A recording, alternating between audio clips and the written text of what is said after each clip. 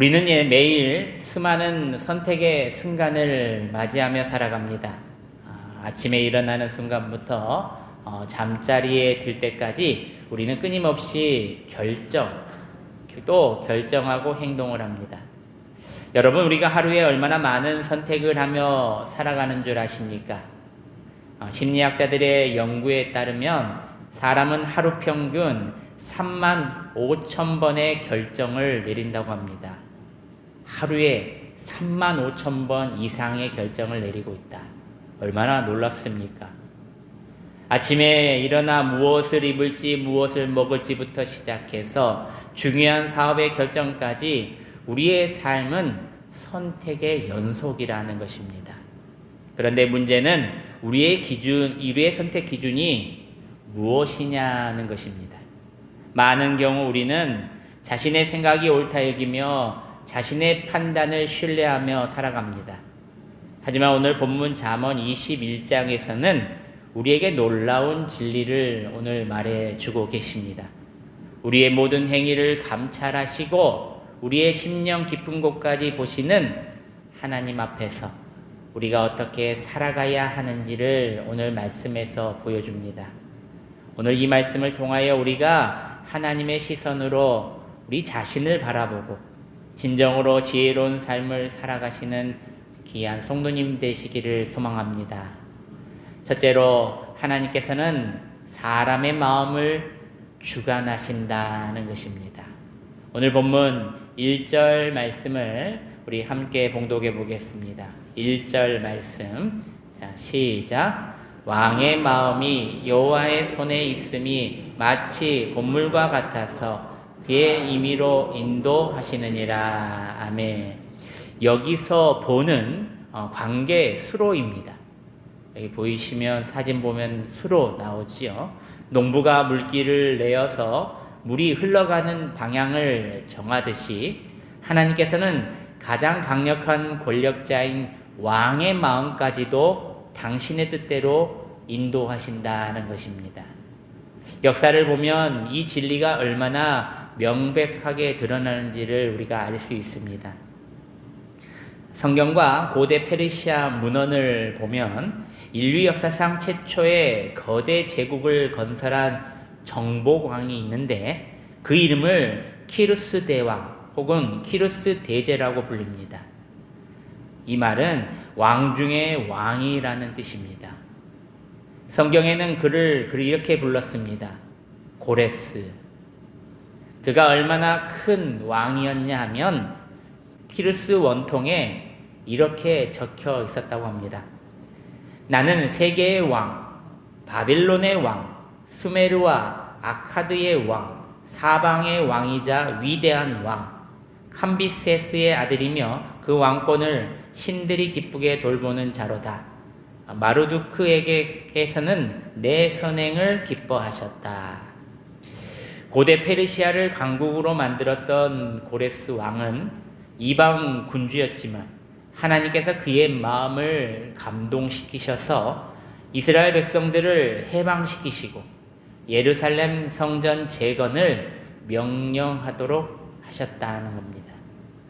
에스라서 1장 1절과 2절과 3절 말씀을 보면 이렇게 나와 있습니다. 우리 함께 스크린을 보시면서 1절부터 3절까지 봉독해 봅니다. 시작. 바사왕 고레스 원년에 여호와께서 예레미야의 입을 통하여 하신 말씀을 이루게 하시려고 바사왕 고레스의 마음을 감동시키심에 그가 온 나라에 공포도 하고 조서도 내려 이르되 바사왕 고레스는 말하노니 하늘의 하나님 여호와께서 세상 모든 나라를 내게 주셨고 나에게 명령하사 유다 예루살렘의 성전을 건축하라 하셨나니 이스라엘의 하나님은 참 신이시라. 너희 중에 그의 백성 된 자는 다 유다 예루살렘으로 올라가서 이스라엘의 하나님 여호와의 성전을 건축하라. 그는 예루살렘에 계신 하나님이시라. 아멘.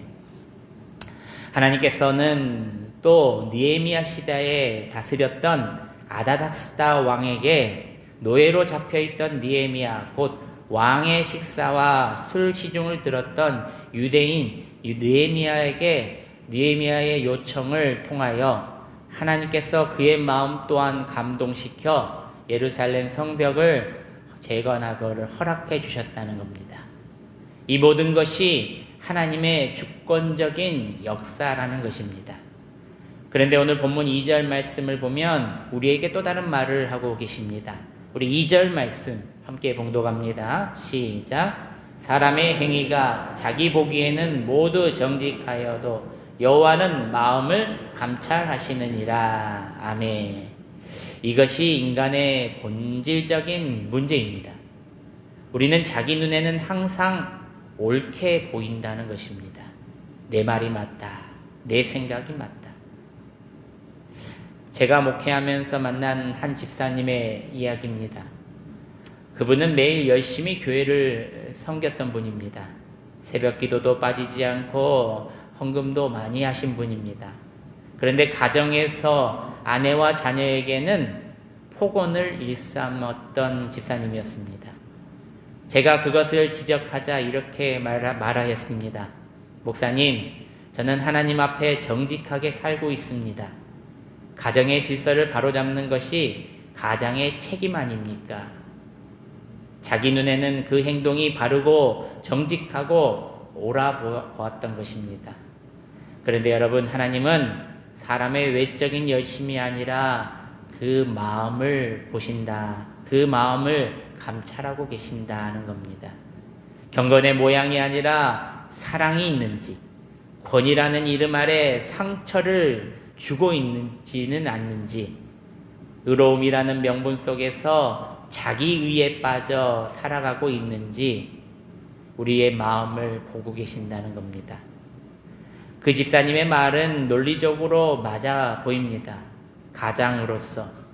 그러나 그 마음 깊은 곳에는 통제하려는 마음, 분노, 사랑의 결핍이 있었기에 많은 사람들이 그것을 지적했고 또 그 가족 역시도 그것을 두려워했다는 것입니다.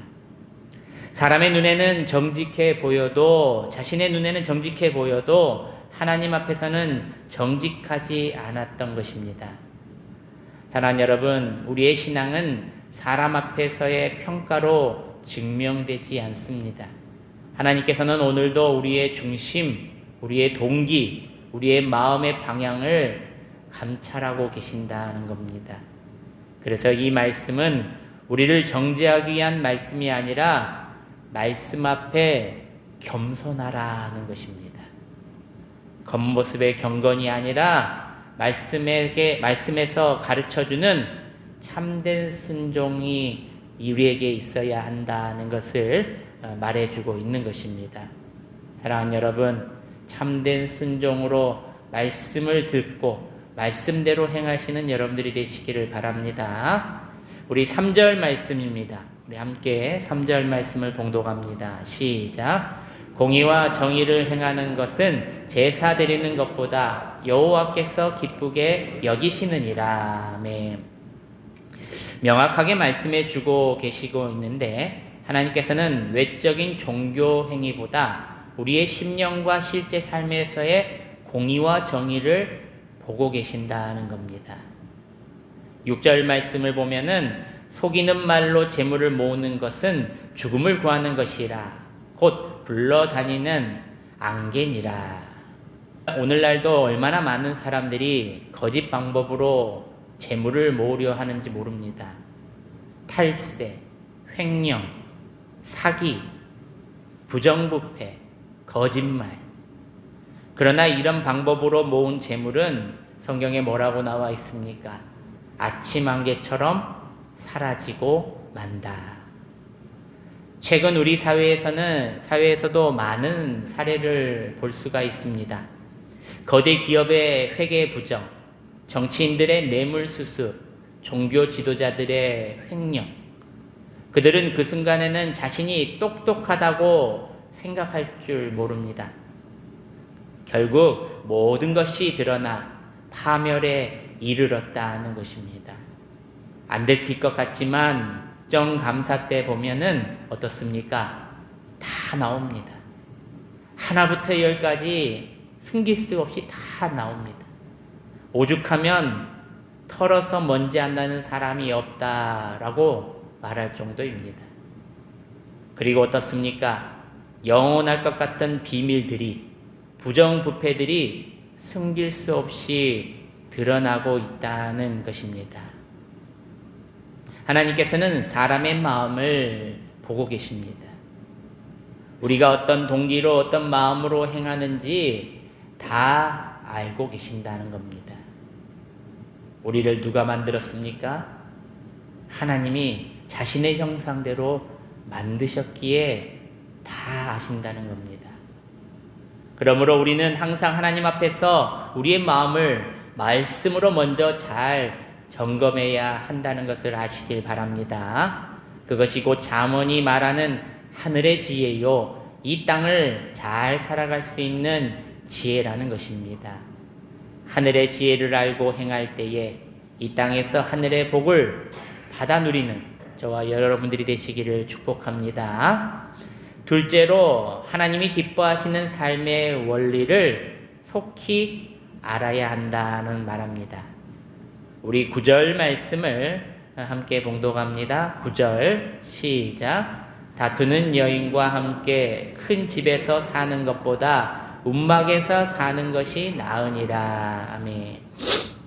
이것은 단순히 부부관계만을 말하는 것이 아닙니다. 우리의 모든 인간관계의 평화와 화목이 얼마나 중요한지를 말해주고 있는 겁니다. 아무리 좋은 집, 아무리 많은 재산이 있어도 그 안에 다툼과 불화가 있다면 그것이 지옥입니다. 제가 예전에 장례식장에 간 적이 있습니다.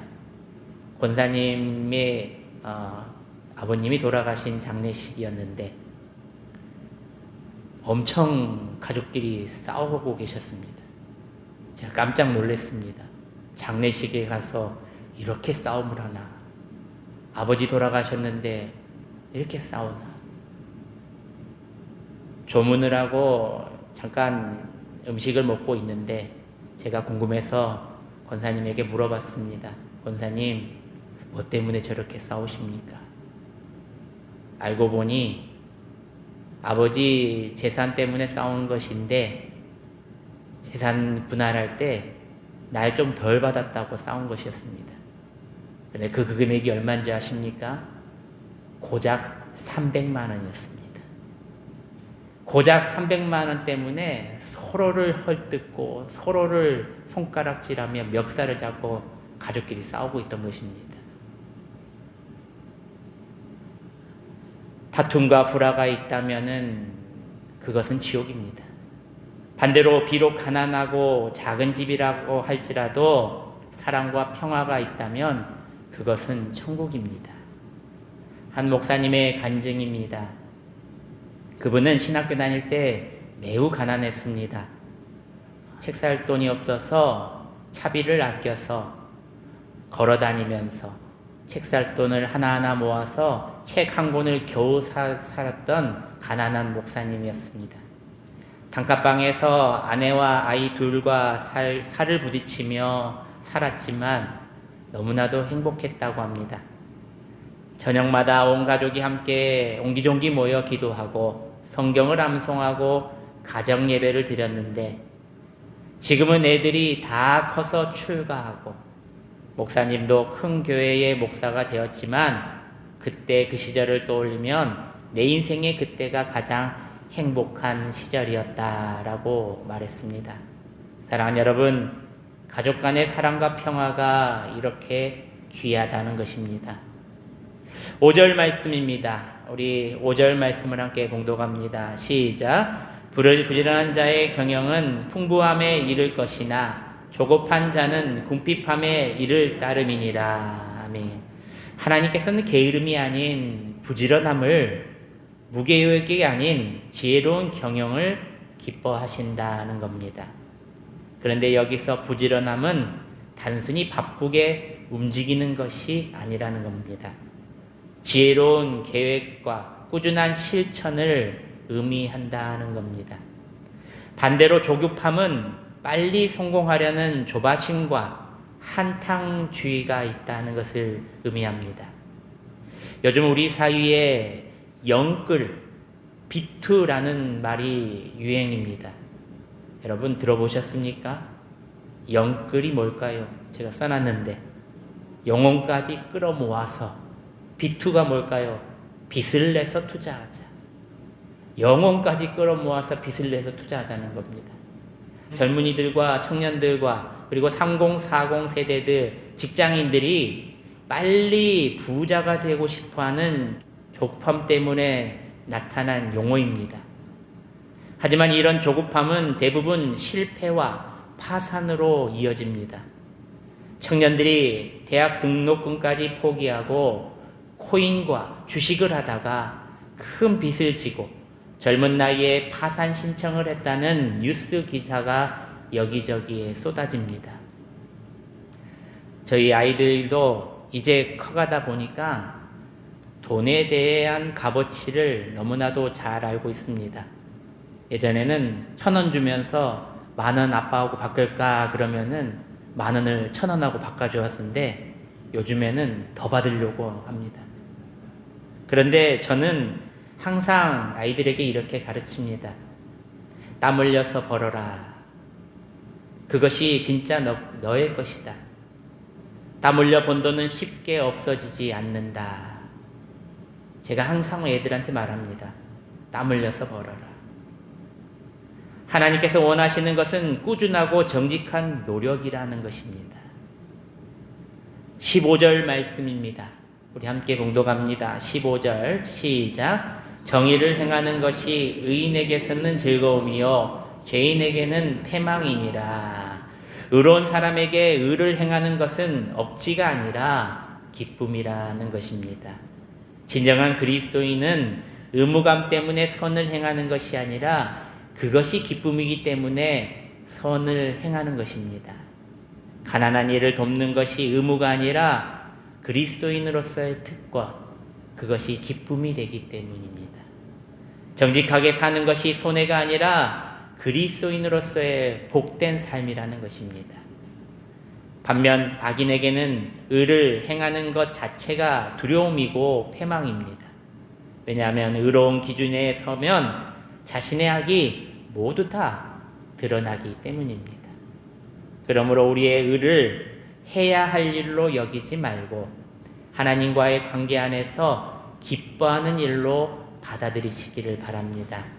억지로 하는 선행은 오래가지 못하지만 기쁨에서 흘러나오는 의의 삶은 하나님께서 좋은 방향으로 바꾸시고 인도해 주신다는 것을 믿으시기를 바랍니다. 마지막 셋째로 진정한 지혜는 하나님을 경외하는 것이다 하는 겁니다. 30절, 31절 오늘 본문의 결론입니다. 우리 함께 봉독해 보겠습니다. 시작. 지혜로도 못하고 명철로도 못하고 모략으로도 여호와를 당하지 못하느니라.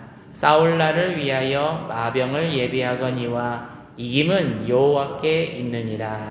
아무리 뛰어난 지혜, 아무리 치밀한 계획, 아무리 강력한 힘과 군사력이 있어도 하나님의 뜻을 거를 수는 없다는 것입니다. 최종적인 승리는 항상 하나님께 있다는 것입니다. 역사는 이 진리를 너무나도 잘 증명합니다. 바벨론의 느부갓네살, 페르시아의 다리오, 그리스 알렉산더, 로마의 카이사르, 그들은 모두 당대 최고의 권력자지만 다 사라졌다는 겁니다. 그러나 하나님의 나라는, 하나님의 말씀은 여전히 서 있다는 것입니다. 그러므로 우리는 지혜를 의지하기보다 하나님을 먼저 경외해야 한다는 것을 기억하시길 바랍니다. 세상의 지혜와 능력은 도구일 뿐 목적도 답도 될 수 없다는 것입니다. 하나님께 맡기는 믿음의 참된 지혜, 진정한 지혜는 세상을 이기는 방법을 찾는 것이 아니라 하나님 앞에 엎드리는 것입니다. 사람의 계획할 수 있지만 역사를 주관하시고 이끄시는 분은 아직도 하나님이시다 하는 겁니다. 앞으로도 하나님이십니다. 그러므로 우리는 하나님을 끝까지 믿고 신뢰해야 한다는 것입니다. 사랑하는 여러분, 말씀을 맺습니다. 오늘 잠언 21장을 통해 우리는 중요한 진리를 또 한 가지를 배웠습니다. 하나님께서는 우리의 심령을 감찰하시는 분이시다. 할렐루야. 우리는 사람들 앞에서는 의롭게 보일 수 있습니다. 외형적인 종교 활동으로 경건한 척 할 수도 있습니다. 하지만 하나님을 속일 수는 없습니다. 하나님께서는 우리의 마음 깊은 곳, 동기, 의도까지 다 보고 계시다는 겁니다. 그렇다면 우리는 어떻게 살아가야 할까? 첫째로 우리의 마음을 항상 하나님 앞에 드러내야 한다는 것입니다. 시편 기자는 하나님이여 나를 살피사 내 마음을 아시며 나를 시험하사 내 뜻을 아옵소서라고 기도했습니다. 우리도 날마다 하나님 앞에 우리의 마음을 드리며 기도함으로 점검해야 한다는 것입니다. 둘째로 공의와 정의를 실천하는 삶을 살아야 한다는 것입니다. 형식적인 신앙의 생활이 아니라 실제 삶에서 하나님의 의를 실천하는 성도들이 되어야 한다는 겁니다. 가정에서, 직장에서, 사회에서 정직하고 의롭게 사는 것이 진정한 예배다는 것입니다. 예배가 무엇입니까? 하나님 앞에 서는 것입니다. 하나님 앞에 서 있는 것이 바로 예배입니다. 삶 속에서도 하나님 앞에 흠없이 살아감으로 예배의 삶 속을 경험하시는 여러분들이 되시기를 바랍니다. 셋째로 진정한 지혜는 하나님을 경외하는 데 있음을 기억하시길 바랍니다. 아무리 세상적으로 성공하고 아무리 많은 것을 이루어도 하나님을 떠나면 그것은 모두 다 헛된 것이다 하는 겁니다. 하나님을 경외하고 그분의 말씀에 순종하는 것이 참된 지혜입니다. 예전 건강운동화를 만들었던 장로님 한 분이 계셨습니다. 목사님께 찾아와서 안수기도를 받으시고 난 후에 이번 건강운동화가 잘 되면 10의 1조가 아니라 10의 3조를 하겠다라고 목사님께 이렇게 말했습니다. 그런데 그 건강운동화가 진짜로 대박이 났습니다. 무려 100억 원을 벌었습니다. 그런데 교회의 출석이 점점 뜸해지더니 서울로 이사를 가버리셨습니다. 당신의 말로는 사업차 같다고 했습니다. 나중에 목사님께 들은 이야기는 서울에서 큰 사업을 또 하다가 쫄딱 망했다고 합니다. 주신 이도 여호와시요 거두신 이도 여호와시니라. 할렐루야. 오늘 이 시간 우리 모두 하나님 앞에 우리의 마음을 돌아보아야 합니다. 혹시 자기의 의로움에 빠져 있지는 않는지, 혹시 외형적인 신앙생활로만 만족하고 살고 있지는 않는지, 혹시 세상 방법으로 성공하려고만 하고 있지는 않는지, 하나님께서는 지금도 우리의 심령을 감찰하고 계시다는 것을 기억하시길 바랍니다. 그분 앞에 정직하게 나오시길 바랍니다. 그분의 뜻을 구하고 그분의 길을 따라가면 우리는 진정으로 복된 삶, 지혜로운 삶을 계속해서 누리며 살 수 있다는 것을 꼭 기억하시기를 바랍니다. 기도하겠습니다.